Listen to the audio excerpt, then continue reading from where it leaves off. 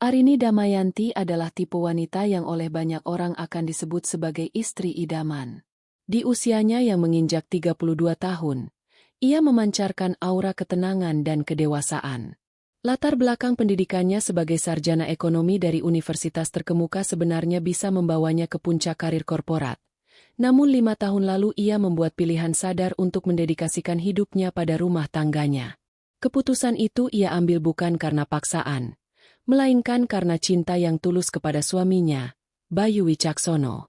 Bagi Arini, membangun fondasi keluarga yang kokoh adalah investasi terbaik dalam hidupnya. Ia mengelola keuangan rumah tangga dengan ketelitian seorang akuntan, memastikan setiap sen diinvestasikan dengan benar. Rumah mereka yang terletak di kawasan suburban yang asri selalu tertata rapi dan bersih, bukan karena obsesif, tetapi karena ia percaya bahwa lingkungan yang teratur mencerminkan kehidupan yang teratur.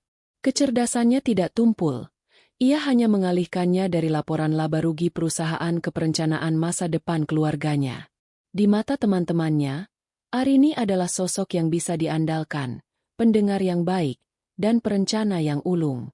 Namun di balik kelembutannya, tersembunyi ketegasan dan logika yang tajam, sebuah sisi yang jarang sekali ia tunjukkan karena hidupnya berjalan begitu mulus di bawah atap yang ia yakini penuh dengan cinta dan kejujuran. Bayu Wicaksono, 34 tahun, adalah gambaran kesuksesan. Berpostur tinggi dengan penampilan yang selalu terjaga, ia memiliki pesona yang mampu meluluhkan siapa saja. Sebagai seorang manajer proyek di sebuah perusahaan konstruksi maritim, ia sering bepergian, sebuah fakta yang ia gunakan sebagai pilar utama dalam membangun citranya sebagai suami pekerja keras yang berkorban demi keluarga. Bayu sangat pandai merangkai kata. Janji-janji masa depan yang gemilang, cerita-cerita tentang proyek besar yang menantang, dan bonus-bonus fantastis yang akan datang selalu menjadi senjatanya untuk membuat Arini bangga dan memaafkan ketidakhadirannya. Di permukaan, ia tampak sangat mencintai Arini. Pujian, hadiah-hadiah kecil sepulang kerja, dan gestur romantis di depan umum adalah bagian dari repertoarnya. Namun di balik semua itu, Bayu adalah seorang pria yang digerakkan oleh ego dan adrenalin. Ia kecanduan validasi dan kekaguman, tidak hanya dari istrinya, tetapi dari siapa saja, terutama wanita lain. Baginya, kesetiaan adalah konsep yang membosankan. Ia melihat pernikahannya dengan Arini sebagai sebuah basis yang aman, sebuah pelabuhan tempat ia bisa kembali setelah puas berpetualang di lautan lain.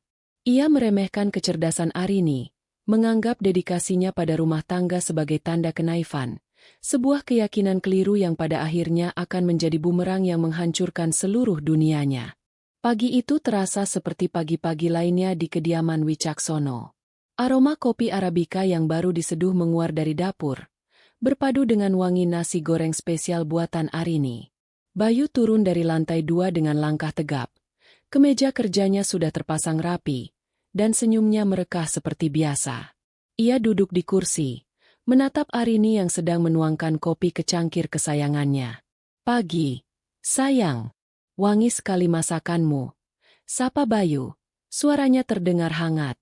"Pagi juga, Mas. Makanlah dulu. Aku buatkan nasi goreng udang kesukaanmu," jawab Arini sambil meletakkan cangkir kopi di hadapan Bayu, lalu duduk di seberangnya. Mereka makan dalam keheningan yang nyaman selama beberapa menit. Sebuah rutinitas yang sudah mereka jalani selama 5 tahun pernikahan. Namun, hari itu Bayu memecah keheningan dengan nada yang sedikit lebih serius dari biasanya. "Arini," panggilnya pelan. "Ada sesuatu yang harus aku bicarakan." Arini mengangkat wajahnya, menghentikan suapannya. "Iya, Mas? Ada apa?" Bayu meletakkan sendok dan garpunya, lalu menatap Arini lekat-lekat. Ia memasang ekspresi yang merupakan campuran antara beban tanggung jawab dan antusiasme. Ini adalah ekspresi yang sudah ia latih di depan cermin semalam. "Aku dapat proyek besar. Sangat besar." Wajah Arini langsung berubah cerah. "Oh ya? Syukurlah. Proyek apa, Mas?" "Proyek pembangunan rig pengeboran lepas pantai di Samudra Hindia. Ini proyek internasional, kerjasama dengan perusahaan dari Norwegia," jelas Bayu, menggunakan istilah-istilah teknis yang ia tahu akan membuat Arini terkesan. Masalahnya, aku harus berada di lokasi selama proyek berlangsung. Aku harus berlayar dan tinggal di Anjungan selama sebulan penuh. Senyum di wajah Arini sedikit memudar. Sebulan? Lama sekali, Mas. Aku tahu, sayang. Aku juga berat sekali rasanya harus meninggalkanmu selama itu, kata Bayu sambil meraih tangan Arini di atas meja. Genggamannya terasa hangat dan meyakinkan. Tapi coba bayangkan bonusnya. Pimpinan bilang, bonus dari proyek ini bisa cukup untuk melunasi sisa cicilan rumah kita dan mungkin cukup untuk uang muka apartemen untuk investasi. Ini kesempatan sekali seumur hidup. Mendengar kata rumah dan investasi, Arini kembali bersemangat. Inilah tujuan hidup mereka. Tujuan yang selalu ia dukung dengan sepenuh hati. Melunasi rumah lebih cepat berarti mereka bisa fokus pada tabungan masa depan dan anak-anak kelak. Rasa sedih karena akan ditinggal lama perlahan tergantikan oleh rasa bangga. Suaminya adalah pria hebat. Seorang pekerja keras yang berjuang untuk keluarga mereka. Tentu saja, Mas. Tentu saja kamu harus pergi. Jangan khawatirkan aku di sini. Aku bisa menjaga diri dan rumah baik-baik, kata Arini dengan tulus. Matanya berbinar menatap Bayu. Aku tahu aku bisa mengandalkanmu, balas Bayu, tersenyum lega. Misinya berhasil. Masalah lainnya, di sana sinyal sangat sulit. Kita di tengah lautan. Mungkin aku hanya bisa menelepon seminggu sekali. Itu pun lewat telepon satelit di kantor Anjungan. Jadi jangan cemas kalau aku sulit dihubungi ya. Iya, aku mengerti. Yang penting Mas jaga kesehatan baik-baik di sana. Kerjanya pasti berat. Nasihat Arini. Pikirannya sudah melayang pada apa saja yang harus ia siapkan untuk suaminya. Percakapan pagi itu menjadi titik awal kesibukan Arini selama 2 hari berikutnya. Bayu mengatakan ia akan berangkat lusa. Maka, Arini segera membuat daftar panjang di kepalanya. Siang itu juga ia pergi ke pusat perbelanjaan. Ia membeli beberapa jaket tebal tahan angin, kaos kaki wol, dan pakaian dalam termal. Ia membayangkan suaminya kedinginan di tengah lautan di malam hari, dan hatinya terasa ngilu. Ia tidak ingin Bayu merasa tidak nyaman sedikit pun. Setelah dari toko pakaian, ia mampir ke apotek. Ia berkonsultasi dengan apoteker, membeli multivitamin dosis tinggi, suplemen penambah daya tahan tubuh, obat anti mabuk laut, dan berbagai obat-obatan standar seperti pereda nyeri dan obat flu. Semua ia masukkan ke dalam tas medis kecil yang ia siapkan khusus. Baginya, kesehatan Bayu adalah prioritas utama. Malam harinya, ia mulai mengemas koper besar Bayu. Ia menata setiap helai pakaian dengan rapi, menyelipkan kamper dan pengharum lemari agar pakaian Bayu tetap wangi selama di perjalanan. Ia bahkan memasukkan beberapa bungkus mie instan dan abon sapi kesukaan Bayu, berpikir mungkin suaminya akan merindukan masakan rumah di tengah lautan nanti. Setiap barang yang ia masukkan ke dalam koper adalah perwujudan dari cinta dan perhatiannya. Sementara Arini sibuk, Bayu hanya duduk di sofa ruang keluarga, menonton televisi sambil sesekali membalas pesan di ponselnya dengan senyum-senyum kecil. Ketika Arini bertanya ia sedang berkirim pesan dengan siapa, Bayu dengan santai menjawab, "Ini grup kantor, sedang koordinasi terakhir untuk keberangkatan." Malam terakhir sebelum keberangkatan, Arini memasak semua makanan favorit Bayu. Ada rendang daging, gulai ayam, dan sambal terasi. Mereka makan malam bersama. Dan Arini terus-menerus mengingatkan Bayu untuk tidak lupa makan teratur dan meminum vitaminnya. Ia menatap wajah suaminya, mencoba merekam setiap detailnya untuk disimpan dalam memori selama sebulan ke depan. Pagi keberangkatan tiba. Bayu sudah siap dengan tas ranselnya, sementara koper besarnya sudah dimasukkan ke dalam bagasi mobil. Arini mengantarnya sampai ke teras depan. Wajahnya tidak bisa menyembunyikan kesedihan. Matanya sedikit berkaca-kaca. "Hati-hati di jalannya, Mas. Kabari aku begitu sampai di pelabuhan sebelum sinyal hilang," pinta Arini lembut. Bayu menarik Arini ke dalam pelukannya. Pelukan itu terasa erat, Namun entah kenapa Arini merasakan ada sedikit kegelisahan dalam dekapan itu. Mungkin suaminya juga gugup karena proyek besar ini, pikirnya, mencoba menepis perasaan aneh itu. Pasti, sayang, kamu juga jaga diri baik-baik di rumah. Jangan terlalu lelah. Kalau ada apa-apa, telepon Pak RT atau tetangga sebelah. Bayu melepaskan pelukannya, menatap Arini sejenak, lalu memberinya kecupan singkat di kening. Aku pergi dulu. Ia masuk ke dalam mobil dan menyalakannya. Arini berdiri di teras, melambaikan tangan saat mobil perlahan menjauh dari halaman rumah. Ia terus berdiri di sana, menatap jalanan yang kosong, bahkan setelah mobil suaminya sudah hilang di tikungan. Hatinya terasa campur aduk antara sedih, sepi, dan bangga.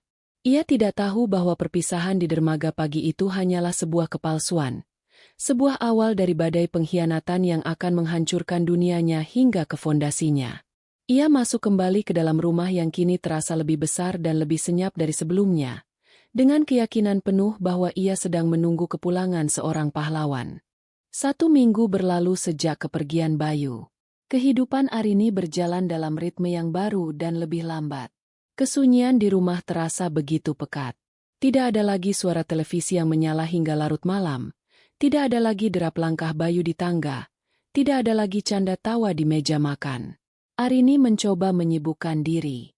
Ia melakukan pembersihan menyeluruh pada setiap sudut rumah, menata ulang taman kecil di halaman belakang, dan bahkan mulai mencoba resep-resep kue baru yang ia temukan di internet. Semua itu ia lakukan untuk mengusir rasa sepi dan rindu yang kerap datang tanpa diundang. Sesuai janji Bayu, komunikasi memang terputus total. Arini sudah mencoba mengirim beberapa pesan singkat melalui aplikasi percakapan, berisi cerita-cerita kecil tentang harinya atau sekadar ucapan, "Aku rindu, Mas." Namun semua pesan itu hanya menunjukkan centang satu, pertanda tidak terkirim. Arini memakluminya. Tentu saja, di tengah Samudra Hindia, sinyal seluler adalah sebuah kemewahan. Ia percaya penuh pada penjelasan suaminya. Ia sering membayangkan betapa beratnya pekerjaan Bayu, berada di anjungan pengeboran yang terisolasi, dikelilingi lautan luas. Rasa kasihannya terkadang mengalahkan rasa rindunya. Pada hari ke-8, di suatu sore yang lengang, setelah selesai menyiram tanaman, Arini duduk bersantai di sofa ruang keluarga. Ia menyeduh teh melati dan membuka laptopnya, berniat untuk sekadar menjelajahi dunia maya, melihat kabar teman-teman lamanya. Ia membuka akun media sosialnya, sesuatu yang jarang ia lakukan dengan intens.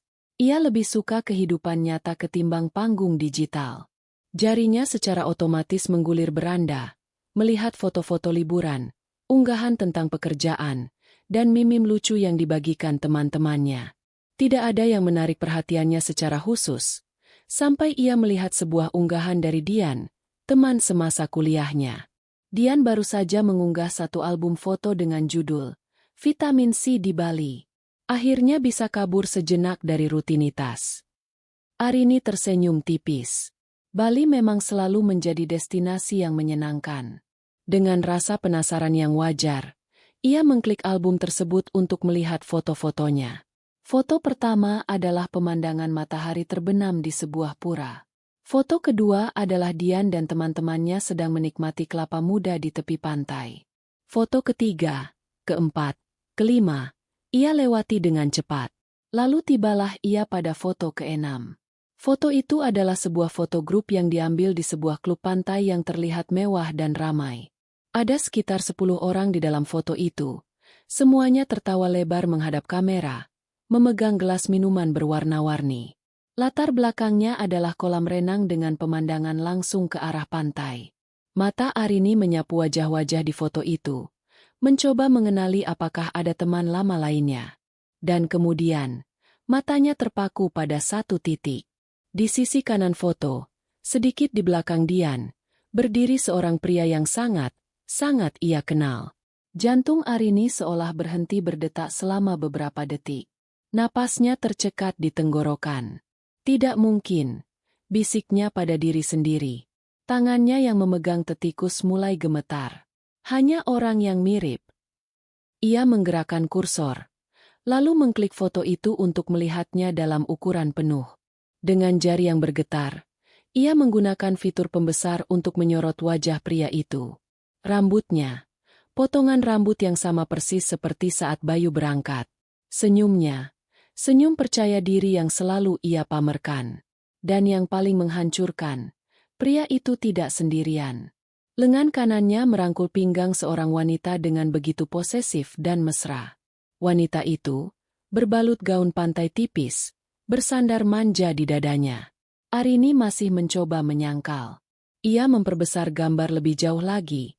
Matanya mencari detail yang bisa membuktikan bahwa itu bukan suaminya. Tapi yang ia temukan justru sebaliknya. Di pergelangan tangan pria itu, melingkar sebuah jam tangan hitam dengan aksen perak. Jam tangan yang ia berikan sebagai hadiah ulang tahun pernikahan mereka yang keempat. Di lehernya, tergantung sebuah kalung tipis dengan liontin kecil. Kalung yang Bayu bilang tidak pernah ia lepas. Dunia Arini mulai berputar. Udara di dalam ruangan terasa menipis. Foto ini diambil di Bali. Bali, bukan di tengah Samudra Hindia. Klub pantai, bukan anjungan pengeboran. Wanita cantik, bukan rekan kerja dari Norwegia. Dalam keadaan panik dan syok, sebuah ide terlintas di benaknya. Wanita itu. Siapa wanita itu? Dalam foto tersebut, Dian menandai beberapa akun temannya. Arini mengarahkan kursor ke wajah wanita yang dirangkul suaminya. Sebuah nama muncul di sana. Rania Adelia. Tanpa berpikir dua kali, Arini mengklik nama itu. Profil Rania tidak dikunci. Dan apa yang dilihat Arini selanjutnya adalah sebuah belati yang ditusukkan langsung ke jantungnya, diputar, dan dicabut dengan kasar. Halaman profil Rania adalah sebuah galeri kebohongan suaminya. Foto profilnya adalah swafoto dirinya dengan Bayu, pipi mereka menempel, keduanya tersenyum ke arah kamera dengan latar belakang sebuah kamar hotel mewah. Unggahan terbarunya, yang dipasang 2 jam lalu, adalah foto 2 gelas sampanye di tepi kolam renang pribadi, dengan keterangan, "Surga dunia bersama kesayanganku." Arini menggulir ke bawah dengan tangan yang sudah tidak bisa berhenti gemetar. Ada foto Bayu yang sedang menyuapinya di sebuah restoran mahal. Ada foto mereka berdua sedang menaiki gajah. Ada video singkat Bayu yang sedang mengendarai jet ski sambil tertawa, dengan Rania yang merekam dari belakang. Tanggal unggahan semua foto dan video itu adalah dalam seminggu terakhir. Tanggal di mana Arini di rumah sedang merindukannya, mengkhawatirkan keselamatannya, dan mendoakannya. Setiap foto adalah tamparan. Setiap keterangan adalah hinaan. Kepalsuan perpisahan di depan teras rumah seminggu yang lalu kini terputar kembali di benaknya seperti sebuah film horor. Pelukan hangat itu, kecupan di kening itu, semua terasa seperti racun yang baru sekarang ia rasakan efeknya. Jaket tebal, vitamin, obat mabuk laut yang ia siapkan dengan penuh cinta, semua menjadi monumen kebodohannya. Laptop itu meluncur dari pangkuannya dan jatuh ke karpet dengan bunyi gedebuk pelan. Arini tidak peduli. Ia memeluk lututnya. Tubuhnya mulai bergetar hebat. Awalnya hanya isakan kecil yang tertahan. Namun tak lama kemudian tangisnya pecah. Bukan tangisan sedih yang lirih, melainkan sebuah raungan pilu yang keluar dari lubuk hatinya yang paling dalam. Ia menangis karena dikhianati, menangis karena merasa bodoh, menangis karena 5 tahun hidupnya terasa seperti sebuah lelucon besar. Ia menangis hingga tenggorokannya sakit dan air matanya kering. Ia menangis hingga seluruh tenaganya terkuras habis. Ia terbaring di lantai yang dingin, di tengah rumah besar yang kini terasa seperti sebuah makam bagi cinta dan kepercayaannya. Malam datang menggantikan sore, dan ruangan itu menjadi gelap. Arini tidak beranjak. Ia hanya menatap langit-langit yang hitam, pikirannya kosong. Namun, di tengah kehampaan itu, sesuatu yang baru mulai tumbuh. Seperti bara api kecil yang muncul dari tumpukan abu. Rasa sakit yang luar biasa itu perlahan mulai mengkristal, berubah bentuk menjadi sesuatu yang lain. Sesuatu yang dingin, keras, dan tajam. Amarah. Bukan amarah yang meledak-ledak, tetapi amarah yang membeku. Amarah yang menuntut perhitungan. Ia bangkit dari lantai dengan gerakan yang kaku. Ia tidak lagi terlihat seperti wanita yang hancur. Matanya, yang bengkak dan merah, kini memancarkan kilatan yang berbahaya. Ia tidak akan menjadi korban dalam drama ini. Ia akan mengambil alih kendali. Ia akan menjadi sutradara dari babak akhir cerita mereka. Dan di babak akhir itu, Bayu Wicaksono tidak akan mendapatkan akhir yang bahagia. Ia akan memastikan itu. Pembalasan baru saja dimulai.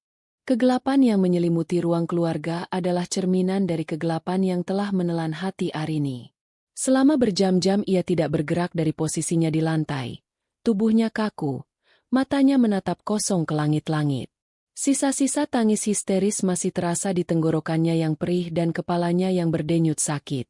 Rasa sakit akibat pengkhianatan itu begitu total, begitu fisik, seolah setiap sel di tubuhnya ikut merasakan luka yang menganga di hatinya.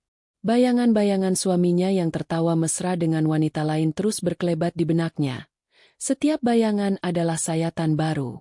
Namun, manusia memiliki batas dalam menampung kesedihan. Ketika wadah itu telah penuh dan meluap, yang tersisa bukanlah kekosongan, melainkan endapan.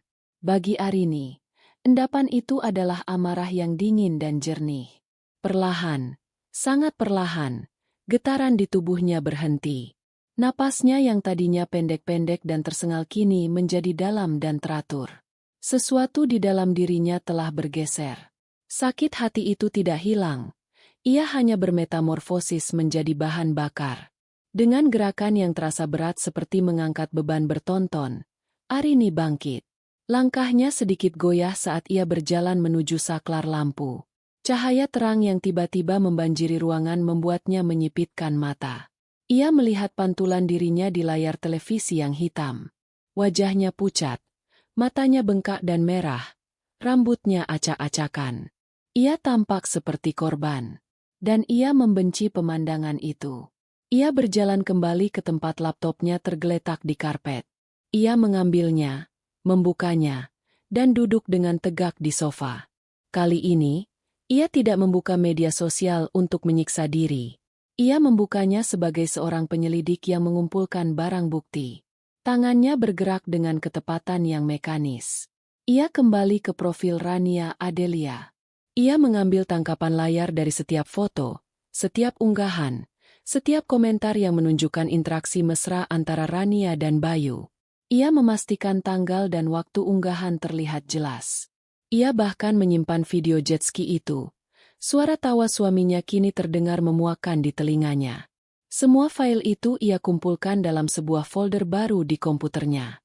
Ia berhenti sejenak, berpikir nama apa yang cocok untuk folder berisi bukti kehancuran rumah tangganya ini. Sebuah senyum sinis dan getir terukir di bibirnya. Ia menamai folder itu, Proyek Samudra Hindia. Kemudian, ia menyalin seluruh folder itu ke sebuah kandar kilas, flash drive, kecil yang ia temukan di laci meja kerja Bayu. Amunisi pertamanya telah siap. Setelah bukti diamankan, pikirannya mulai bekerja dengan kecepatan yang belum pernah ia rasakan sebelumnya. Logika dan analisis yang selama ini ia gunakan untuk mengelola anggaran rumah tangga kini ia kerahkan untuk tujuan yang berbeda, memetakan kelemahan suaminya. Ia mengambil buku catatan dan pena, lalu mulai menulis. Apa yang paling dicintai Bayu Wicaksono? Pertama, citra dan reputasinya. Bayu sangat peduli dengan pandangan orang lain. Ia harus terlihat sebagai suami yang sukses, pekerja keras, dan bertanggung jawab. Citra ini adalah topeng yang ia kenakan setiap hari. Merobek topeng itu akan membuatnya telanjang dan rentan. Kedua, uang dan kemewahan. Bayu menyukai kenyamanan hidup. Mobil yang mengkilap, jam tangan mahal, liburan mewah yang ternyata ia nikmati di belakangnya. Uang adalah alatnya untuk membeli kesenangan dan validasi. Tanpa uang, Bayu hanyalah pria biasa dengan ego yang besar. Melumpuhkan finansialnya sama dengan memotong kedua kakinya. Ketiga, zona nyamannya. Rumah ini, yang selalu bersih dan rapi. Kehidupan yang teratur di mana semua kebutuhannya selalu tersedia tanpa perlu ia pikirkan. Berkat Arini. Ia harus dibuat kehilangan tempatnya untuk pulang, tempatnya untuk bersembunyi. Arini menatap 3 poin yang ia tulis di buku catatannya. Itulah 3 pilar yang menopang kehidupan Bayu. Dan ia akan meruntuhkan ketiganya, satu persatu, hingga tidak ada lagi yang tersisa. Tapi ia tidak bodoh. Ia tidak akan bertindak gegabah. Setiap langkah harus diperhitungkan dan memiliki dasar hukum yang kuat agar tidak bisa diganggu-gugat. Pikirannya langsung tertuju pada seorang pengacara. Ia tidak mau sembarang pengacara. Ia butuh yang terbaik, seseorang yang tajam, agresif, dan tidak kenal ampun, terutama dalam kasus perceraian dan sengketa harta gono gini. Ia menyalakan kembali laptopnya dan mulai melakukan riset. Setelah 1 jam membandingkan beberapa firma hukum, satu nama terus muncul dengan ulasan yang sangat positif. Ratna Sastrawijaya, SH. MH. Klien-kliennya menggambarkannya sebagai hiu di ruang sidang, dan ahli strategi yang brilian. Sempurna. Arini mencari nomor telepon kantor hukum tersebut dan menekannya tanpa ragu. Suara seorang resepsionis yang profesional menjawab di seberang sana. Selamat siang, kantor hukum Ratna Rekan. Ada yang bisa saya bantu? Selamat siang, jawab Arini. Suaranya terdengar sangat tenang dan terkendali, seolah ia sedang menelepon untuk membuat janji dengan dokter gigi. Saya ingin membuat janji konsultasi dengan Ibu Ratna Sastrawijaya. Ini mengenai kasus perceraian dan pembagian aset. Baik, Bu. Boleh saya tahu nama Ibu? Arini Damayanti. Baik, Ibu Arini. Ibu Ratna ada jadwal kosong besok lusa pukul 10 pagi. Apakah waktu tersebut cocok untuk Anda? Cocok. Saya akan datang, kata Arini. Apakah ada dokumen yang perlu saya siapkan? Untuk konsultasi awal, mohon siapkan fotokopi KTP, kartu keluarga, dan buku nikah. Jika ada dokumen terkait aset bersama seperti sertifikat atau bukti kepemilikan, silakan dibawa juga. Dan jika ada bukti yang mendukung gugatan Anda, itu akan sangat membantu, jelas resepsionis itu.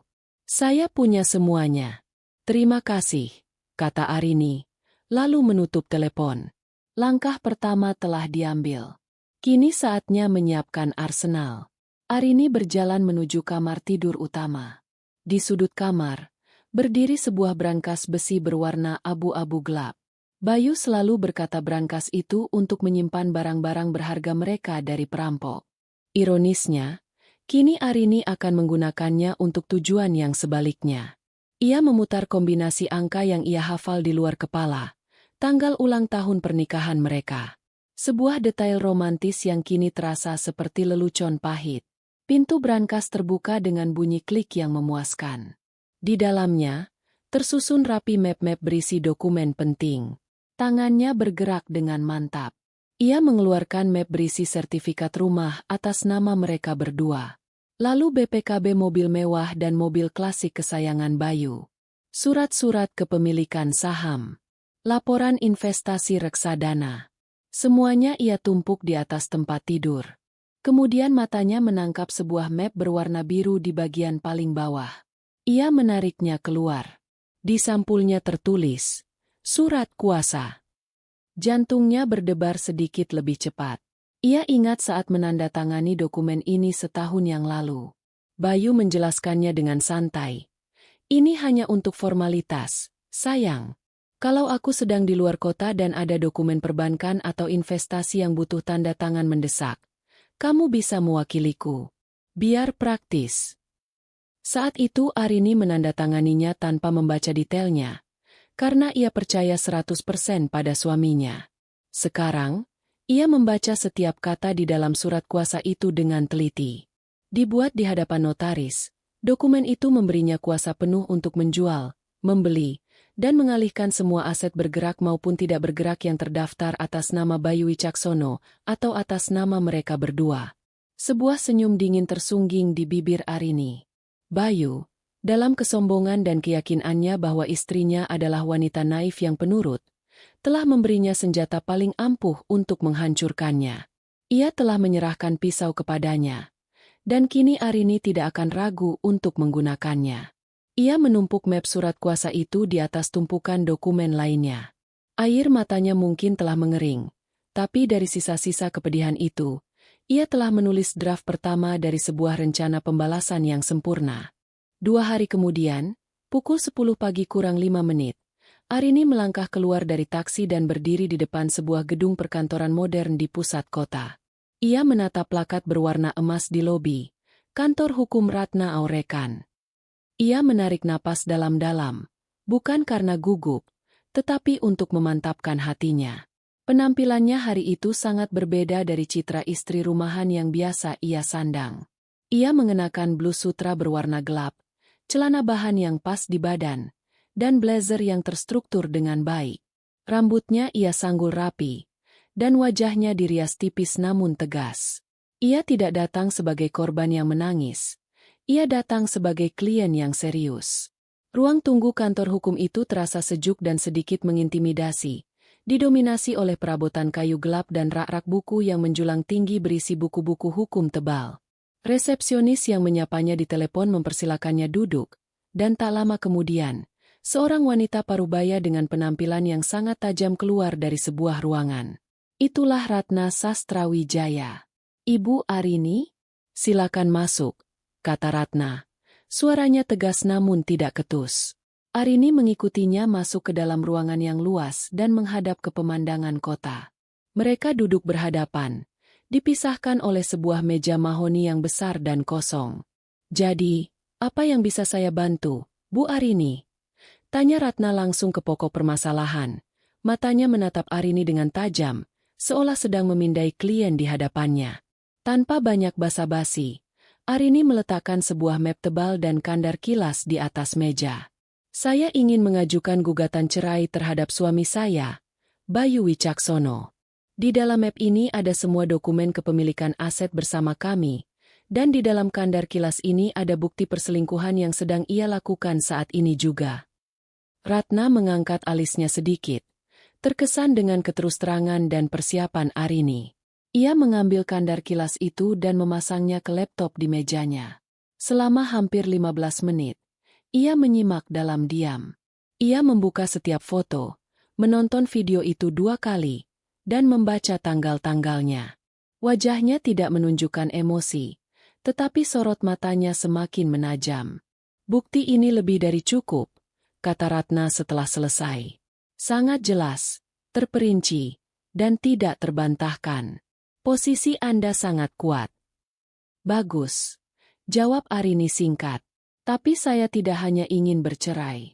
Suami saya berbohong. Ia mengatakan sedang bekerja di lepas pantai padahal ia sedang berlibur dengan wanita ini. Ia menggunakan uang kami bersama untuk membiayai pengkhianatannya. Saya ingin mengambil kembali semua yang menjadi hak saya, dan semua yang telah ia sia-siakan. Arini kemudian mendorong map biru berisi surat kuasa ke hadapan Ratna. Ia membuat saya menandatangani ini setahun yang lalu. Ratna mengambil dokumen itu dan membacanya dengan teliti. Setelah selesai, ia meletakkannya kembali di meja dan menatap Arini dengan sorot mata yang baru, sebuah campuran antara kekaguman dan simpati profesional. Ibu Arini, suami Anda telah melakukan kesalahan fatal. Dengan dokumen ini, Anda adalah pengendali penuh aset kalian. Anda bisa melikuidasi semuanya bahkan sebelum surat gugatan cerai sampai di tangannya. Itulah rencana saya, tegas Arini. Saya ingin Anda memandu saya agar setiap langkah yang saya ambil legal dan tidak bisa dibatalkan.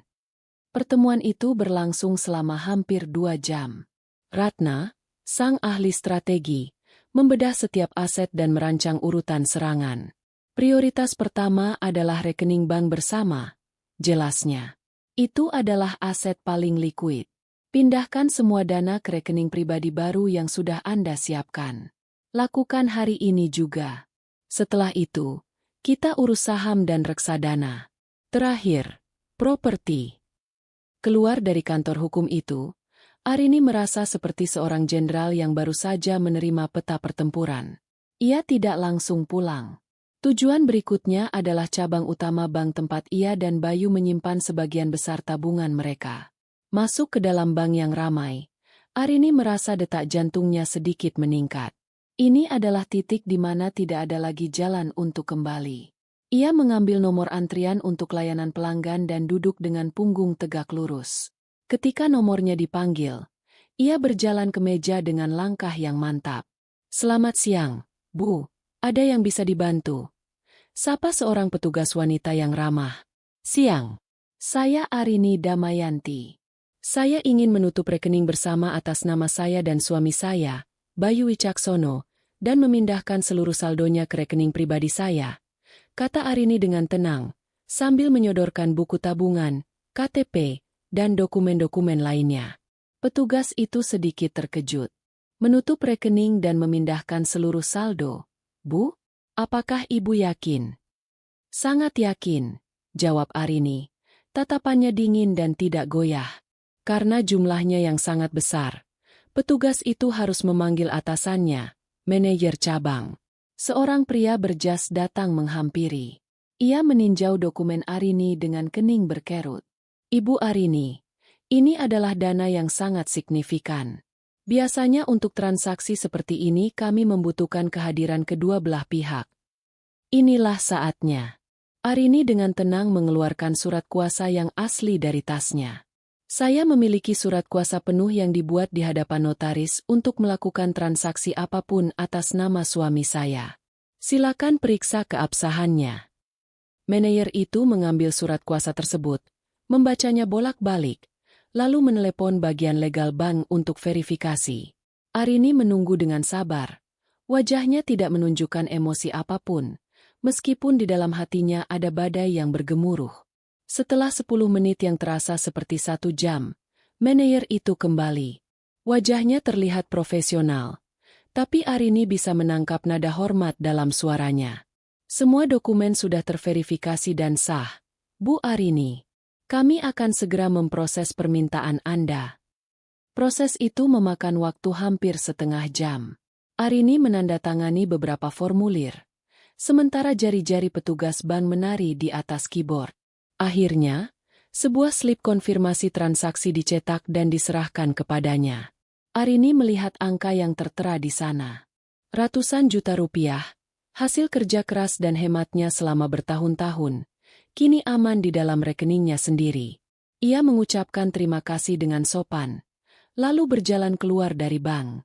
Begitu pintu kaca tertutup di belakangnya, ia menghela napas panjang. Bukan napas kelegaan yang membahagiakan, tetapi napas yang menandai selesainya sebuah tugas berat. Pilar pertama keuangan Bayu telah ia cabut dari fondasinya. Tapi harinya belum selesai. Di dalam taksi dalam perjalanan pulang, ia menelepon pialang saham mereka. Dengan nada yang sama profesionalnya, ia menginstruksikan untuk menjual semua portofolio saham atas nama Bayu dan dirinya. Ia menggunakan surat kuasa sebagai landasan hukumnya. Pialang itu sempat menyarankan untuk menunggu saat yang lebih baik karena pasar sedang sedikit turun, tetapi Arini bersikeras. "Jual semuanya sekarang. Saya butuh likuiditas." Langkah terakhir untuk hari itu ia lakukan setibanya di rumah. Ia menghubungi seorang agen properti terkemuka yang direkomendasikan oleh Ratna. Ia menjelaskan ingin menjual sebidang tanah investasi di pinggir kota. "Saya tidak mencari harga tertinggi," katanya kepada agen itu. "Saya mencari penjualan tercepat. Berikan saya penawaran terbaik dalam waktu 1 minggu." Malam itu, Arini duduk sendirian di ruang makan yang terasa lengang. Ia membuka aplikasi perbankan di ponselnya dan menatap saldo di rekening barunya. Angka itu adalah simbol kemenangannya, simbol kebebasannya. Rasa sakitnya masih ada, mengintai di sudut hatinya. Namun, rasa sakit itu kini ditemani oleh perasaan berkuasa yang kuat. Ia tidak hanya mengambil uangnya kembali, ia mengambil kembali kendali atas hidupnya. Dengan gerakan pelan dan mantap, ia membuka daftar kontak di ponselnya, mencari nama Mas Bayu sayang, lalu menekan tombol hapus kontak. Ini bukan lagi tentang cinta atau benci. Ini adalah bisnis. Dan bisnis pembalasannya baru saja dimulai. Setelah pilar finansial Bayu berhasil ia guncang hingga ke akarnya, Arini mengalihkan perhatiannya ke target berikutnya, benteng kenyamanan dan kebanggaan suaminya, yaitu rumah mereka. Rumah itu bukan sekadar bangunan. Bagi Bayu, Itu adalah trofi, simbol status yang ia pamerkan kepada teman dan keluarga. Dindingnya menyimpan gema tawa mereka. Lantainya menjadi saksi langkah-langkah mereka membangun hidup bersama. Kini, bagi Arini, setiap sudut rumah itu adalah pengingat akan kebohongan. Dinding itu harus dirobohkan, dan kenangan itu harus dihapus dari muka bumi. Pagi itu, Arini tidak lagi merasakan kesedihan saat menatap sekelilingnya. Ia melihat sofa kulit berwarna krem yang mereka pilih bersama setelah perdebatan panjang di toko furnitur. Dulu, ia menyukai sofa itu. Sekarang, ia hanya melihat sebuah objek senilai beberapa juta rupiah yang harus segera dilikuidasi. Ia menatap set meja makan dari kayu jati solid tempat ia selalu menyajikan masakan untuk Bayu. Sekarang, itu hanyalah kayu mati yang memakan tempat. Perasaan sentimental telah dibakar habis, menyisakan hanya abu pragmatisme yang dingin. Rencana penghancuran pilar kedua ini ia mulai dengan cara yang paling modern dan efisien, melalui pasar digital.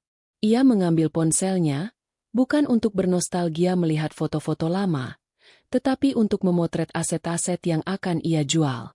Ia memulainya dari ruang keluarga. Sofa kulit itu ia foto dari berbagai sudut, memastikan tidak ada cacat yang terlihat. Ia mengunggahnya ke sebuah platform jual-beli daring dengan judul, "Dijual cepat sofa kulit kualitas premium, kondisi 90%, nego." Ia memasang harga yang sengaja sedikit di bawah pasaran untuk menarik pembeli dengan cepat. Selanjutnya, televisi layar datar 70 inci yang dibanggakan Bayu. Klik. Foto diunggah dengan deskripsi singkat dan harga yang menggiurkan. Rak buku tinggi yang berisi koleksi buku-buku yang sebagian besar hanya menjadi pajangan. Klik. Foto diunggah. Mesin pembuat kopi otomatis yang mahal. Klik. Foto diunggah. Dalam waktu kurang dari 2 jam, ruang keluarga dan ruang makan mereka telah terdigitalisasi menjadi daftar barang bekas yang mencari pemilik baru. Respons datang lebih cepat dari yang ia duga. Ponsel barunya mulai berdering dan menerima pesan dari orang-orang asing yang menawar barang-barangnya. Arini menjawab setiap pesan dengan efisiensi seorang pedagang. "Ya, barang masih ada. Harga sudah pas, Pak. Bisa diambil besok pagi. Alamat akan saya kirim." Keesokan harinya, rumah itu mulai didatangi orang. Pembeli pertama adalah sepasang suami istri muda yang matanya berbinar melihat sofa kulit itu. "Wah, bagus sekali, Mbak." "Seperti baru," kata sang istri dengan antusias. "Silakan diperiksa dulu," jawab Arini dengan nada datar. Setelah transaksi selesai dan beberapa orang kuli angkut membawa sofa itu keluar dari pintu depan, Arini menatap ruang kosong yang ditinggalkannya. Tidak ada rasa kehilangan. Yang ada hanyalah kepuasan melihat satu lagi jejak Bayu sirna dari rumah itu. Proses itu berlanjut sepanjang hari. Seorang mahasiswa datang untuk membeli televisi. Beberapa ibu-ibu dari kompleks sebelah membeli set meja makan setelah menawar dengan alot. Pemilik sebuah kafe kecil datang untuk mengambil mesin kopi. Setiap kali sebuah barang keluar dari rumah, gema di dalam ruangan menjadi semakin kentara. Rumah itu perlahan-lahan kehilangan jiwanya, berubah menjadi cangkang kosong. Di sela-sela menjual barang-barang besar, Arini dengan teliti memilah barang-barang pribadi. Ia membuka lemari pakaian raksasa di kamar mereka. Sisi kiri adalah pakaiannya, sisi kanan adalah pakaian Bayu. Ia mengambil beberapa koper besar dan mulai mengemas semua miliknya. Pakaian, buku-buku favoritnya, beberapa bingkai foto dirinya bersama orang tua dan teman-temannya. Semua benda yang mendefinisikan dirinya sebelum dan di luar statusnya sebagai istri Bayu. Sedangkan untuk sisi kanan lemari, ia tidak menyentuhnya. Ia membiarkan semua kemeja mahal, setelan jas, dan koleksi sepatu Bayu tetap tergantung rapi di sana. Ia ingin Bayu melihatnya nanti. Ia ingin Bayu melihat semua barang kesayangannya itu berada di dalam rumah yang sudah bukan lagi miliknya. Itu akan menjadi bagian dari penyiksaan psikologis yang ia rancang. 3 hari kemudian, sebagian besar perabotan di rumah itu telah laku terjual. Ruang tamu, ruang makan, dan dapur kini terlihat seperti rumah yang baru dibangun dan belum diisi. Hanya kamar tidur utama yang masih utuh, Namun Arini sudah memindahkan barang-barangnya ke kamar tamu yang lebih kecil. Tepat saat ia sedang membersihkan debu di lantai yang kosong, ponselnya berdering. Itu dari agen properti yang ia hubungi tempo hari. "Selamat siang, Ibu Arini," sapa suara di seberang. "Saya membawa kabar baik. Ada seorang pengembang yang sangat tertarik dengan tanah dan rumah Ibu. Mereka berencana membangun beberapa unit ruko di lokasi tersebut. Mereka mengajukan penawaran tunai." Agen itu menyebutkan sebuah angka. Seperti yang Arini duga, harganya sedikit di bawah nilai pasar, namun selisihnya tidak signifikan. Sebagai gantinya, pembeli menawarkan pembayaran tunai dan proses yang sangat cepat. "Saya terima penawarannya," jawab Arini tanpa ragu sedetik pun. "Luar biasa, Bu. Cepat sekali," kata agen itu, terdengar sedikit terkejut. "Kalau begitu, bisakah kita bertemu besok untuk menandatangani perjanjian pengikatan jual-beli? Pihak pembeli ingin semuanya selesai dalam 2 minggu ke depan." "Bisa. Atur saja waktunya," kata Arini.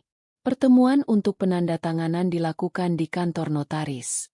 Arini datang sendiri, membawa semua dokumen asli yang diperlukan, termasuk surat kuasa sakti itu. Di hadapan notaris dan perwakilan pembeli, Arini menandatangani setiap lembar dokumen dengan tangan yang mantap.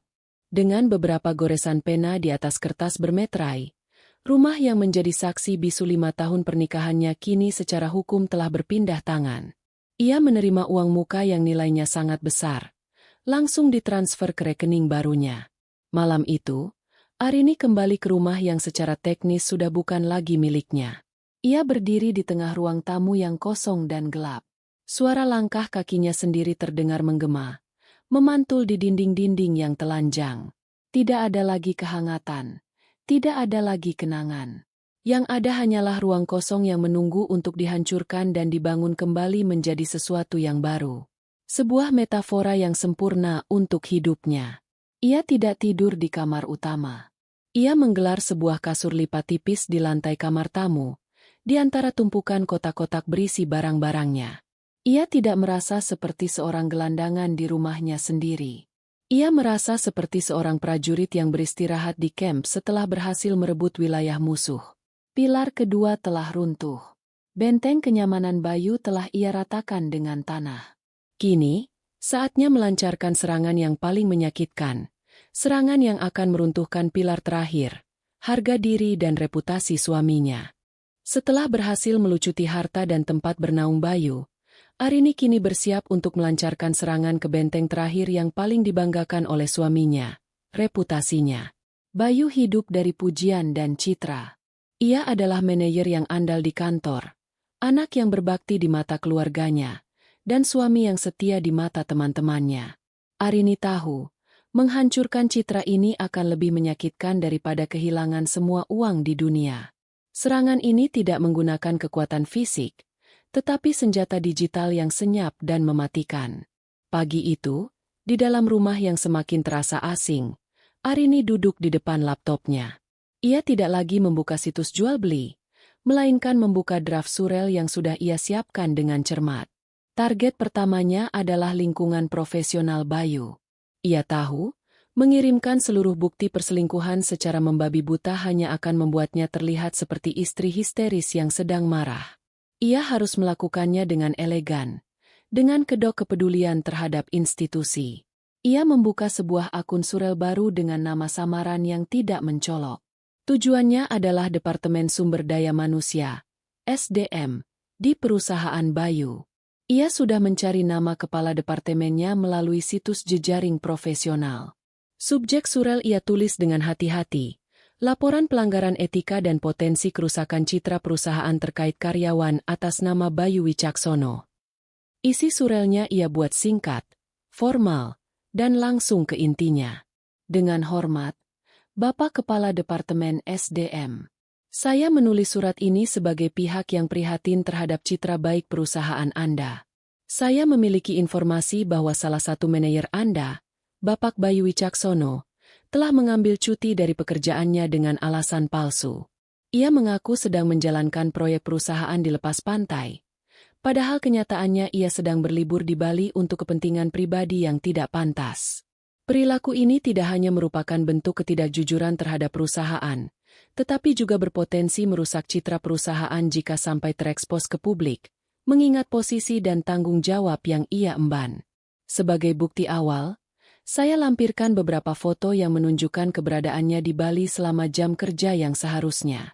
Saya harap pihak perusahaan dapat menindaklanjuti hal ini secara internal demi menjaga integritas dan nama baik perusahaan. Hormat saya. Pihak yang peduli. Arini tidak melampirkan semua foto. Ia memilih dengan cermat. Satu foto Bayu yang sedang bersantai di klub pantai dengan segelas minuman di tangan. Satu foto yang menunjukkan Bayu dan Rania sedang makan malam romantis. Tidak ada foto yang terlalu intim atau vulgar. Cukup untuk membuktikan kebohongannya tanpa membuat Arini terlihat memiliki dendam pribadi. Ia ingin terlihat seperti seorang informan yang netral. Setelah memeriksa ulang setiap kata, ia menekan tombol "kirim". Rudal pertama telah diluncurkan. Target kedua adalah lingkaran yang paling sensitif. Keluarga. Terutama ibu mertuanya. Seorang wanita yang selalu membanggakan putranya di setiap acara keluarga. Arini tahu, menelepon hanya akan berujung pada drama dan tangisan.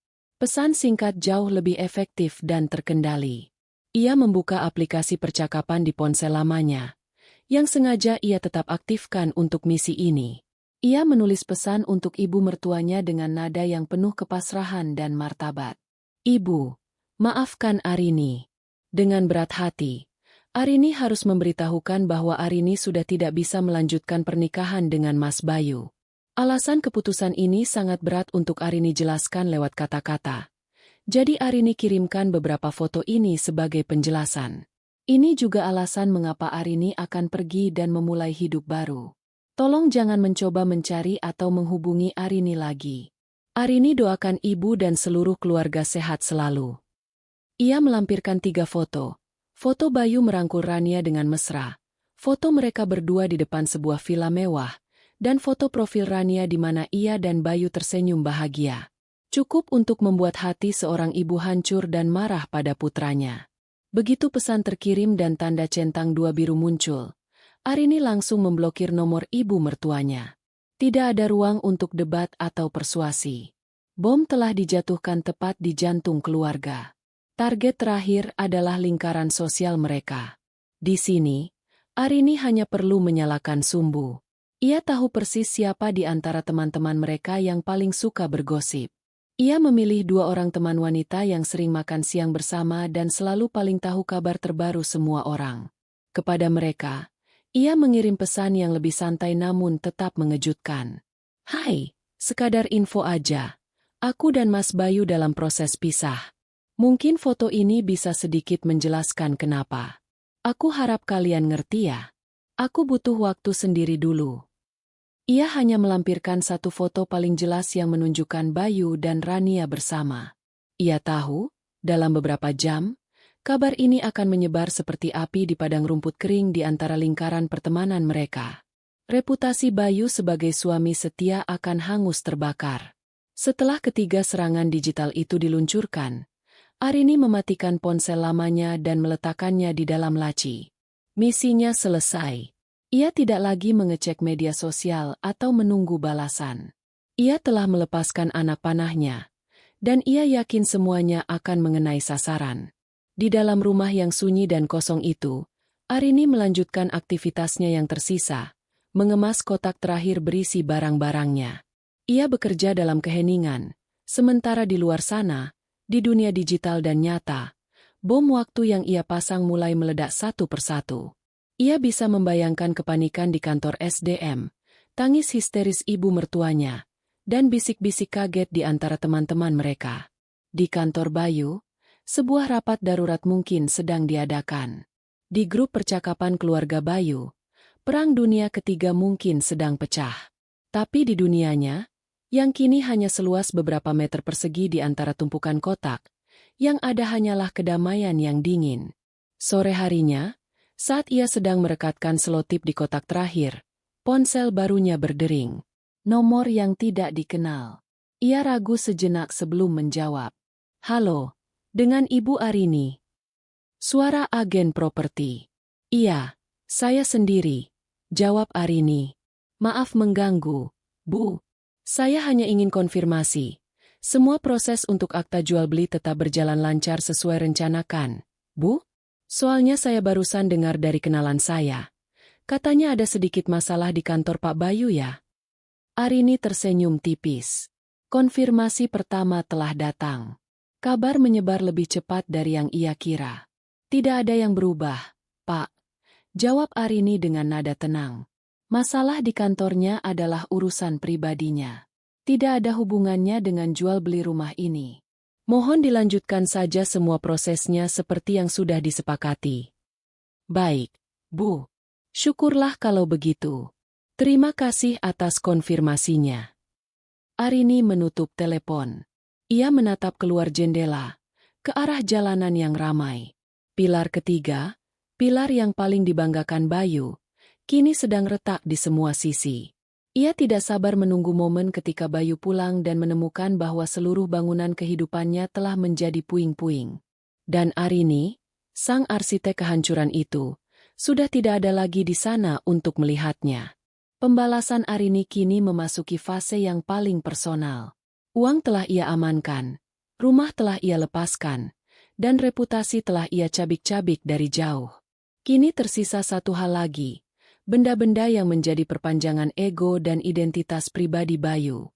Benda-benda ini tidak memiliki nilai sepenting rumah atau tabungan, namun bagi Bayu, kehilangan benda-benda ini akan terasa seperti kehilangan sebagian dari dirinya. Arini tahu persis apa saja benda itu. Target pertama adalah sang Raja Garasi, sebuah Toyota Hardtop FJ40 keluaran tahun 1980-an berwarna hijau zaitun. Mobil itu bukan sekadar alat transportasi. Bagi Bayu, itu adalah simbol kejantanan, nostalgia, dan kebanggaan. Setiap hari Minggu, ia akan menghabiskan waktu berjam-jam di garasi, memoles bodinya yang kokoh, membersihkan interiornya, dan menyetel mesinnya yang menderu gagah.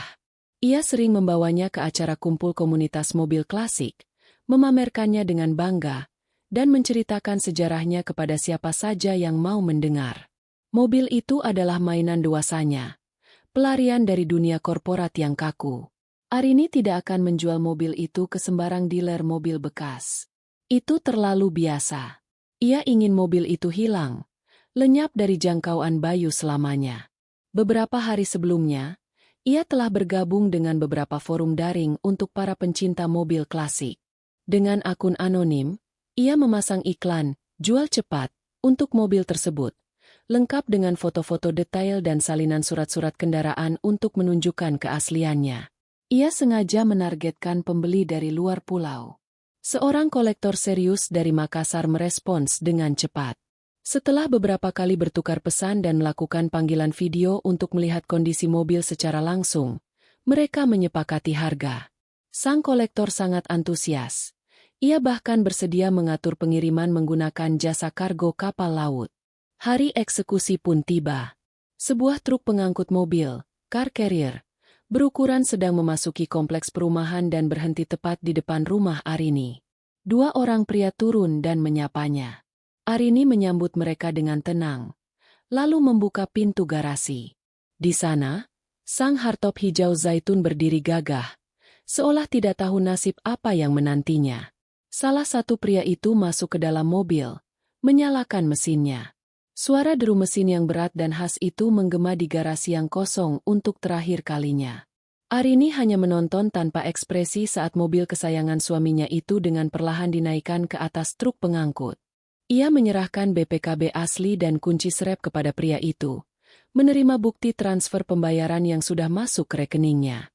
Saat truk itu mulai bergerak menjauh, membawa pergi salah satu sumber kebahagiaan terbesar Bayu, Arini tidak merasakan apa-apa selain rasa dingin yang memuaskan. Ia tidak menoleh ke belakang. Baginya, itu hanyalah sebongkah besi tua yang berhasil ia ubah menjadi uang. Target kedua berada di dalam sebuah kotak bludru berwarna hitam yang tersimpan di laci paling atas di lemari Bayu. Koleksi jam tangan. Bayu percaya bahwa jam tangan adalah cerminan karakter seorang pria. Koleksinya tidak terlalu banyak, hanya 5 buah, tapi semuanya dipilih dengan cermat. Ada jam tangan selam buatan Swiss dengan bingkai yang kokoh untuk menunjukkan sisi petualangnya. Ada jam tangan kulit minimalis dari Jerman yang selalu ia pakai saat rapat penting. Ada jam tangan kronograf Jepang yang sporty. Dan yang paling berharga, sebuah jam tangan lawas bermerek Omega, warisan dari almarhum kakeknya. Bayu sangat memuja jam itu, menyimpannya untuk acara-acara paling spesial. Arini memasukkan kelima jam tangan itu ke dalam tas tangannya dan pergi ke sebuah kawasan bisnis di pusat kota. Tujuannya adalah sebuah toko yang reputasinya terkenal di kalangan pedagang barang mewah bekas. Toko itu kecil, tidak mencolok, namun dijaga dengan sangat ketat. Di dalam, seorang pria paruh baya yang tampak profesional menyambutnya. Arini langsung mengutarakan maksudnya. Ia meletakkan kelima jam tangan itu di atas meja beralas beludru. Pria itu memakai sarung tangan katun dan mengambil sebuah kaca pembesar. Ia memeriksa setiap jam dengan teliti, satu persatu. Yang ini kondisinya bagus, mesinnya terawat. Komentarnya sambil memeriksa jam tangan selam Swiss. Yang ini juga, desain klasik. Ketika ia sampai pada jam Omega warisan itu, ia menatap Arini. Yang ini punya nilai sejarah, Bu. Model tua seperti ini banyak dicari kolektor. Sangat disayangkan jika dijual. Saya tidak tertarik dengan sejarahnya. Saya tertarik dengan harganya. Jawab Arini dengan suara dingin. Pria itu terdiam sejenak, lalu mengangguk paham. Ia tidak bertanya lebih jauh. Setelah selesai memeriksa semuanya, ia masuk ke dalam ruangan belakang dan kembali dengan sebuah kalkulator. Ia menghitung sejenak, lalu menyebutkan sebuah angka total yang cukup besar. Saya ambil, kata Arini tanpa menawar. Transaksi dilakukan dengan cepat. Arini menerima sejumlah besar uang tunai yang ia masukkan ke dalam amplop coklat tebal. Ia meninggalkan toko itu tanpa menoleh ke belakang. Kotak jam tangan beludru yang kini kosong ia buang ke tempat sampah pertama yang ia temui di jalan. Identitas dan kebanggaan Bayu yang melingkar di pergelangan tangannya kini telah menjadi tumpukan uang kertas di dalam tasnya. Serangan terakhir pada barang pribadi Bayu adalah yang paling banal namun juga paling merendahkan. Saat kembali ke rumah, Arini membuka lemari pakaian di kamar utama. Di sana, tergantung rapi puluhan kemeja bermerek, setelan jas mahal, dasi sutra, dan di bagian bawah berjejer sepatu-sepatu kulit yang harganya jutaan. Semua itu adalah kulit luar yang dipakai Bayu untuk menampilkan citra suksesnya. Arini tidak berniat menjualnya. Terlalu merepotkan. Ia juga tidak akan menyumbangkannya. Itu perbuatan yang terlalu mulia untuk seorang pengkhianat. Ia mengambil beberapa kantong sampah plastik hitam berukuran besar dari dapur. Satu persatu, ia mencabut pakaian-pakaian itu dari gantungannya, meremasnya tanpa peduli, dan memasukkannya ke dalam kantong sampah. Kemeja yang baru dicuci bersih, setelan jas yang baru kembali dari penatu, semuanya ia perlakukan layaknya sampah. Sepatu-sepatu kulit itu ia lempar begitu saja ke dalam kantong yang lain. Dalam waktu kurang dari 1 jam, sisi lemari Bayu yang tadinya penuh sesak kini kosong melompong. Hanya menyisakan beberapa gantungan baju yang telanjang. 4 kantong sampah hitam besar kini berdiri di sudut garasi, bersebelahan dengan tumpukan majalah bekas. Arini akan meninggalkan kantong-kantong itu di sana. Biarlah pemilik baru rumah ini yang memutuskan nasibnya. Apakah akan dibuang ke tempat pembuangan akhir atau diberikan kepada pemulung? Pesannya jelas. Bagi Arini, semua yang tersisa dari Bayu, termasuk pakaian yang pernah melekat di tubuhnya, kini nilainya setara dengan sampah. Pembersihan total telah selesai. Arini telah melucuti suaminya hingga telanjang, baik secara finansial, sosial, maupun personal. Kini, hanya tersisa satu langkah terakhir. Satu gestur final untuk menutup babak ini dengan sempurna. 2 minggu telah berlalu sejak Arini melancarkan serangan pertamanya. Rumah itu kini benar-benar kosong.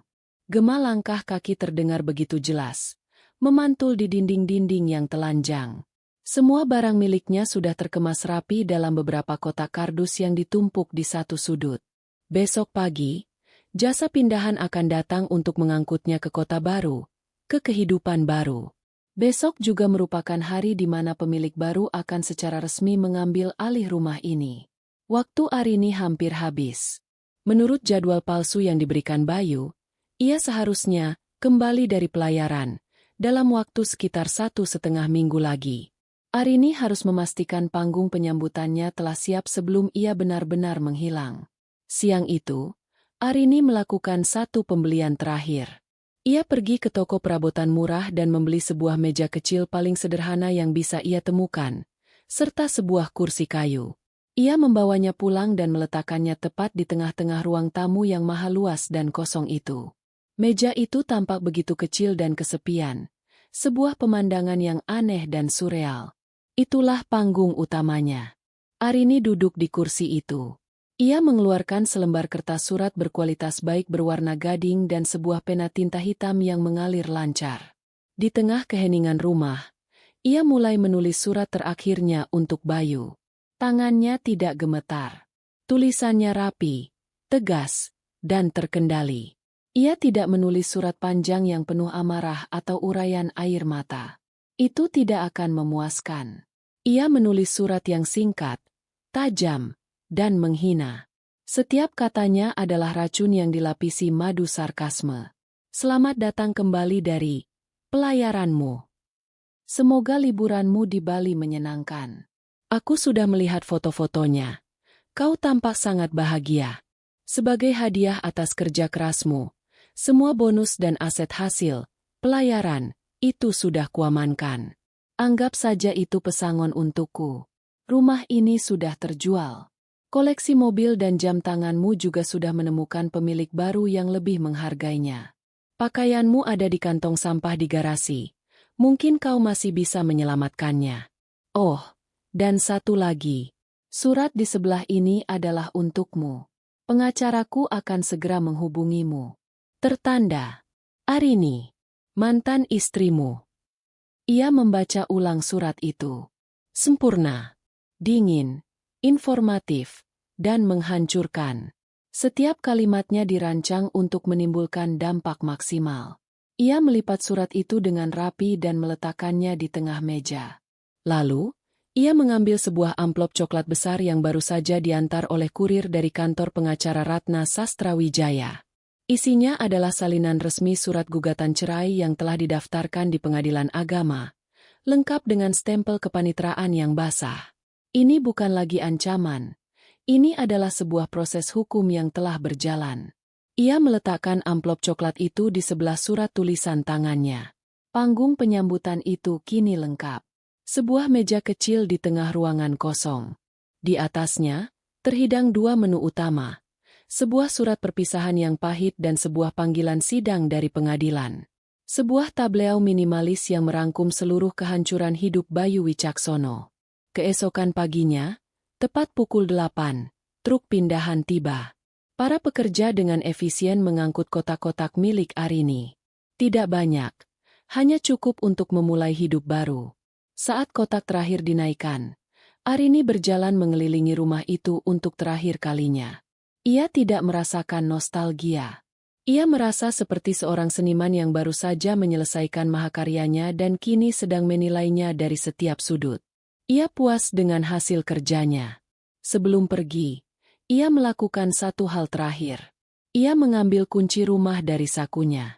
Alih-alih mengunci pintu dari dalam, ia keluar, menutup pintu, lalu meletakkan kunci itu di bawah keset, sesuai instruksi agen properti untuk diserahkan kepada pemilik baru. Namun, ia punya alasan lain. Ia tidak ingin Bayu kesulitan masuk. Ia ingin pintu itu mudah dibuka, agar Bayu bisa langsung melangkah masuk ke dalam neraka yang telah ia siapkan untuknya. Sebuah taksi yang telah ia pesan datang menjemputnya. Ia masuk ke dalam, memberikan alamat sebuah stasiun kereta api kepada sopir. Saat taksi itu perlahan menjauh dari kompleks perumahan tempat ia menghabiskan 5 tahun hidupnya, Arini tidak menoleh ke belakang melalui kaca spion. Ia mengambil ponsel barunya, membuka galeri, dan menatap sebuah foto. Foto sebuah apartemen kecil yang bersih dan terang di kota lain, yang sudah ia sewa untuk 6 bulan ke depan. Untuk pertama kalinya dalam beberapa minggu, seulas senyum tipis yang tulus terbit di bibirnya. Itu bukan senyum kemenangan atau pembalasan. Itu adalah senyum kebebasan. Panggung telah ia siapkan. Aktor utama sedang dalam perjalanan pulang. Dan ia, sang sutradara, telah meninggalkan gedung pertunjukan bahkan sebelum tirai dibuka. Bayu Wicaksono keluar dari terminal kedatangan bandara dengan langkah angkuh. Senyum puas tersungging di bibirnya. Liburan sebulan penuh di Bali bersama Rania adalah pelarian yang sempurna. Ia merasa seperti seorang jenius yang berhasil mengakali seluruh dunia. Ia berhasil meyakinkan Arini, menikmati kemewahan tanpa batas, dan kini ia akan kembali ke pelukannya yang aman, ke dalam rumah tangganya yang nyaman, seolah tidak ada apapun yang terjadi. Di dalam tasnya, ada sebuah kain pantai murah yang ia beli di pasar seni, sebuah alibi kecil untuk memperkuat cerita bohongnya tentang oleh-oleh dari rekan kerja di pelabuhan. Rania sudah mulai sedikit menyebalkan di minggu terakhir, menjadi lebih manja dan menuntut. Bayu lega bisa lepas darinya sejenak. Ia merindukan keteraturan hidupnya, masakan Arini, dan perasaan menjadi raja di rumahnya sendiri. Ia membayangkan sambutan hangat Arini, mungkin dengan pelukan erat dan pertanyaan-pertanyaan penuh kekhawatiran yang akan ia jawab dengan cerita-cerita karangan yang heroik.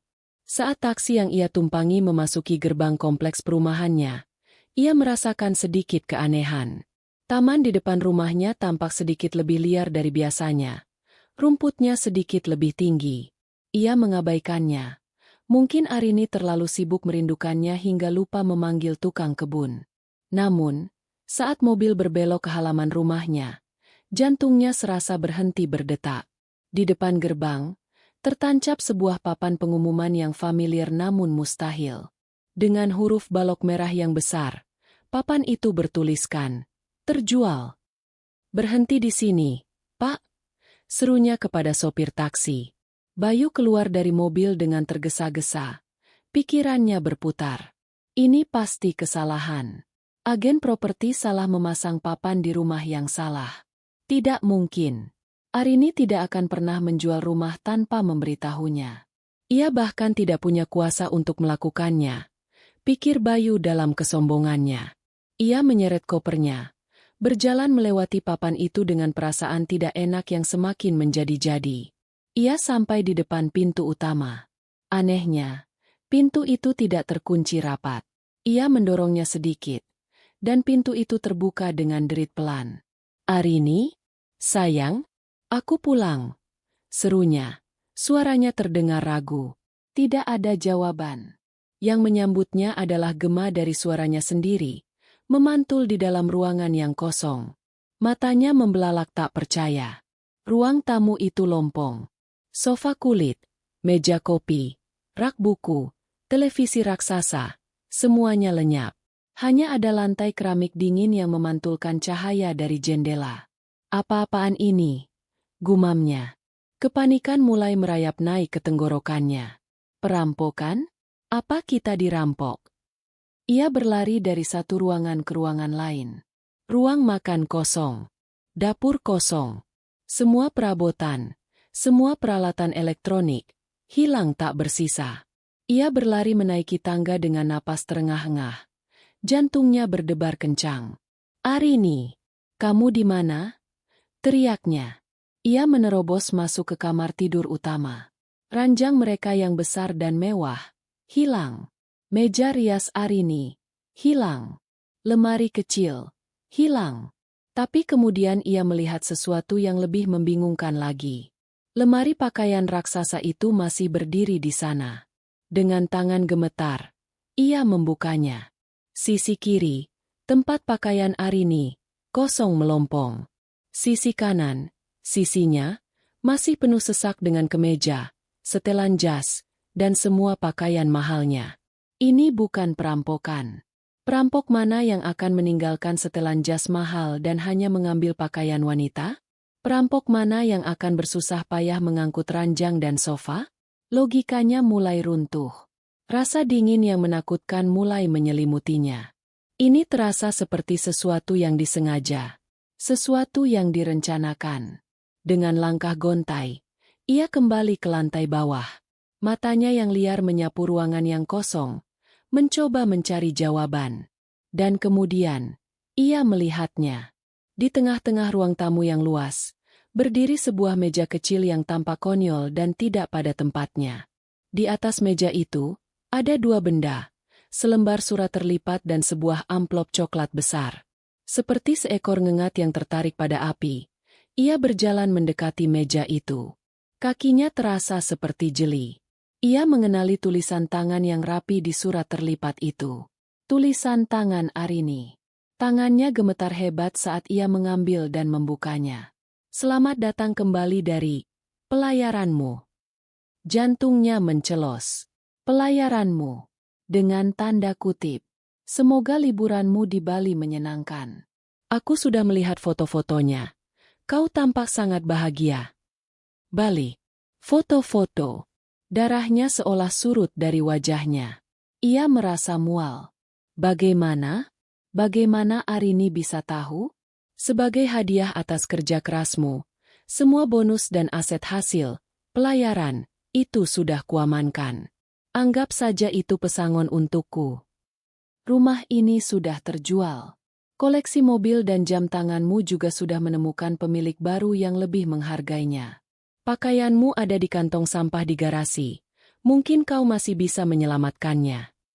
Setiap kalimat adalah sebuah pukulan telak ke ulu hatinya. Mobil, jam tangan, bahkan pakaiannya? Ia terhuyung mundur. Napasnya sesak. Ini tidak nyata. Ini mimpi buruk. Oh, dan satu lagi. Surat di sebelah ini adalah untukmu. Pengacaraku akan segera menghubungimu. Ia menatap amplop coklat besar itu dengan ngeri. Dengan sisa-sisa kekuatannya, ia merobek amplop itu dengan kasar. Ia menarik keluar isinya. Matanya terpaku pada kop surat di bagian atas. Pengadilan Agama. Dan di bawahnya, dengan huruf tebal, gugatan cerai. Saat itulah dunianya benar-benar hancur berkeping-keping. Surat itu jatuh dari genggamannya yang lemas. Tepat pada saat itu, ponselnya berdering. Nama ibunya tertera di layar. Ia menjawab dengan linglung. Bayu, apa yang sudah kamu lakukan? Suara ibunya melengking histeris di seberang sana. Arini mengirimiku foto-fotomu dengan perempuan jalang itu. Kamu membuat malu seluruh keluarga. Ibumu malu, Bayu. Bu, aku. Ia tidak bisa berkata-kata. Belum sempat ia menjawab, panggilan lain masuk. Dari atasannya. Ia mengabaikan panggilan ibunya dan menjawab panggilan dari bosnya. Wicaksono, sapa suara dingin dan tanpa emosi dari atasannya. Kami sudah menerima laporan dan bukti penipuan cuti yang Anda lakukan. Mulai hari ini Anda diskors tanpa batas waktu sambil menunggu hasil investigasi komite etik. Jangan datang ke kantor. Klik. Panggilan diputus. Ponsel itu meluncur dari tangannya. Jatuh ke lantai dengan bunyi yang keras. Semuanya terjadi begitu cepat. Rumahnya hilang. Hartanya hilang. Reputasinya hancur. Keluarganya marah. Pekerjaannya di ujung tanduk. Dan Arini. Arini yang lembut, yang penurut, yang selalu ia anggap remeh, telah melakukan semua ini. Ia akhirnya mengerti. Ini bukan perampokan. Ini adalah eksekusi. Dan ia adalah terpidana matinya. Rasa kehilangan yang luar biasa menghantamnya seperti gelombang tsunami. Bukan kehilangan uang atau materi, tetapi kehilangan Arini. Kehilangan pusat gravitasinya yang selama ini ia sia-siakan. Ia kehilangan satu-satunya orang yang tulus mencintainya. Dan ia sendiri yang telah memberikan pisau kepada Arini untuk membunuhnya. Sebuah suara aneh keluar dari tenggorokannya. Awalnya seperti erangan, lalu berubah menjadi raungan. Raungan kesakitan, penyesalan, dan keputusasaan yang paling murni. Ia jatuh berlutut di lantai keramik yang dingin dan keras. Ia memukul-mukul lantai dengan kedua tangannya hingga buku-buku jarinya memerah. Air mata yang tidak pernah ia keluarkan selama bertahun-tahun kini tumpah ruah, membasahi wajahnya. Ia menangis terseduh-seduh, meraung seperti binatang yang terluka, memanggil-manggil nama Arini ke dalam ruang hampa yang hanya memantulkan kembali suara kepedihannya sendiri. Di tengah reruntuhan hidupnya, Bayu Wicaksono akhirnya menangis, sebuah tangisan penyesalan yang datang terlalu mahal dan terlalu terlambat. 6 bulan kemudian, di sebuah kota yang berbeda, fajar menyingsing dengan warna-warni yang lembut. Di sebuah apartemen studio yang kecil namun terang dan bersih, Arini Damayanti memulai harinya. Ia menyeduh secangkir kopi, lalu berjalan ke balkon kecilnya untuk menyirami pot-pot tanaman herbal yang mulai tumbuh subur. Udara pagi terasa segar, dan pemandangan kota yang mulai terjaga terasa penuh harapan. Tidak ada lagi jejak-jejak kepedihan di matanya. Yang ada hanyalah ketenangan dan fokus. Dengan modal yang ia miliki, Arini tidak foya-foya. Sebagian besar ia investasikan kembali dengan bijak.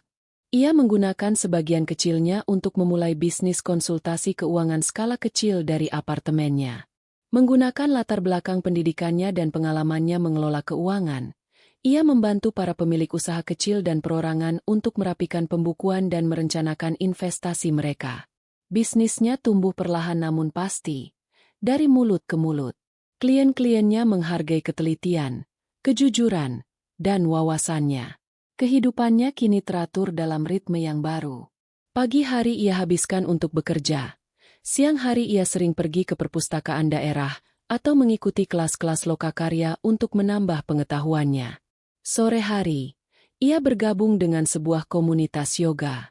Ia telah menemukan teman-teman baru, orang-orang yang mengenalnya sebagai Arini, seorang konsultan keuangan yang cerdas dan mandiri, bukan sebagai istri Bayu. Beban masa lalu telah ia letakkan. Ia tidak melupakannya, tetapi ia telah berdamai dengannya, menjadikannya pelajaran berharga tentang kekuatan dirinya sendiri. Pembalasan dendamnya bukanlah tujuan akhir. Itu hanyalah sebuah proses pembersihan yang diperlukan untuk membangun fondasi hidup yang baru dan lebih kuat. Suatu sore, saat sedang duduk di sebuah kafe sambil menyiapkan materi untuk klien, ia melihat sepasang kekasih di meja seberang sedang bertengkar hebat. Sang wanita menangis. Sang pria tampak frustrasi. Dulu, pemandangan seperti itu mungkin akan memancing kembali lukanya. Namun sekarang, Arini hanya menatap mereka sejenak dengan sorot mata yang penuh welas asih, lalu kembali fokus pada laptopnya. Drama itu bukan lagi miliknya. Ia telah keluar dari panggung itu untuk selamanya. Ia telah menemukan kedamaian, bukan dalam kehancuran orang lain, tetapi dalam pembangunan dirinya sendiri. Sementara itu, ratusan kilometer jauhnya, di sudut kota metropolitan yang pengap, Karma sedang bekerja tanpa lelah. Bayu Wicaksono kini tinggal di sebuah kamar kos sempit dan lembab di lantai 3 sebuah bangunan tua. Kamar itu berantakan, dipenuhi bungkus mie instan dan pakaian kotor yang menumpuk. Aroma pengap dan putus asa menguar dari setiap sudutnya. Seperti yang sudah diduga, ia dipecat secara tidak hormat dari perusahaannya. Catatan buruk itu membuatnya sangat sulit mendapatkan pekerjaan baru yang setara. Setiap lamaran yang ia kirimkan ditolak. Setiap wawancara berakhir dengan kegagalan begitu pihak perusahaan melakukan pemeriksaan latar belakang. Ia kini bekerja serabutan, menjadi supir taksi daring dengan mobil sewaan. Penghasilannya hanya cukup untuk membayar sewa kamar dan makan sehari-hari. Keluarganya mengucilkannya. Ibunya masih mau berbicara dengannya sesekali di telepon, namun selalu diakhiri dengan isak tangis dan ceramah panjang. Ayahnya menolak untuk bertemu dengannya. Dalam acara keluarga terakhir, ia datang dan mendapati dirinya diabaikan oleh semua orang, dianggap sebagai aib keluarga. Teman-temannya, mereka telah lama menghilang. Lingkaran sosial yang dulu memujanya kini menjadikannya bahan gosip dan cerita peringatan.